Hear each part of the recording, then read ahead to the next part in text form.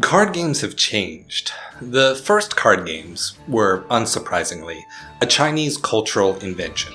The same culture to invent our modern conception of paper, coming from a different engineering tradition than Egyptian papyrus. Circa 19th century Tang Dynasty, this game was called the leaf game, a board game played with dice which required referencing sheets of paper to determine the outcomes of the dice. Despite being played for hundreds of years by noble families, the rules of the leaf game have since been lost.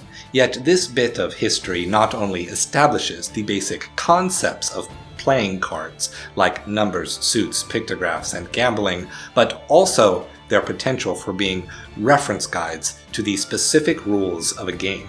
As cards began evolving into the numerical and pictographic forms we know today, from historically spreading throughout Asia, through North Africa, and into Europe, a somewhat standardized set of playing cards became the vehicle for many card games.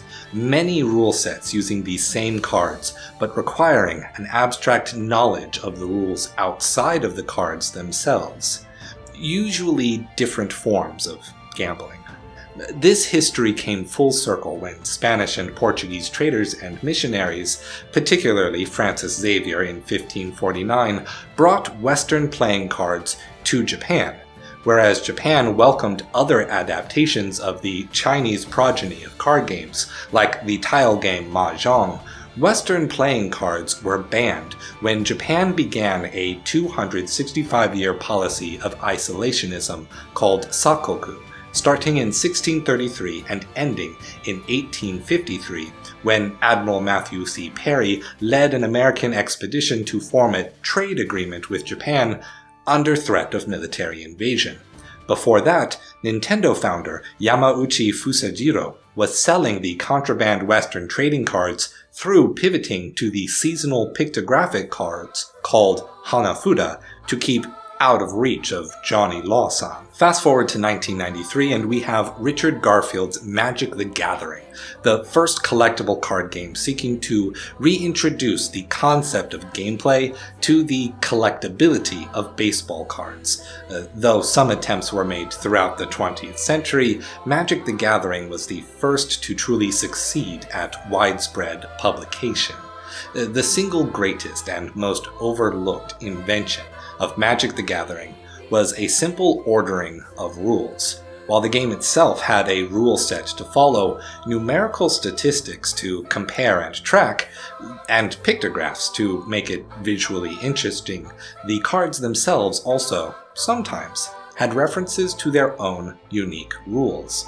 This innovation in Magic the Gathering, that specific rules from cards take priority over the general rules of the game, was not only a, perhaps unintentional, historical return to the card's original purpose in the Leaf game as a medium for communicating rules, but set a precedent for how video games with complex rule sets would communicate those rules to players. In a video game, a card is a way to express a rule of a game in isolation to the general complexity of a game as a whole. By presenting players with cards that can be played as a verb, as an action, it allows players to learn the rules of a game through play without being bogged down in excessive reading, study, or tutorial.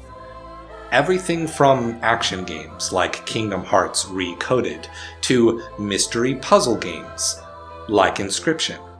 From the deck-building RPG roguelikes like Slay the Spire, to first-person shooter racing time trial games like Neon White, even as these card games came to be something more complex than any traditional game of rummy or poker, players would have no problems immersing themselves in the fun. Cards used to be a tool for engaging with the broader, abstract rules of a game.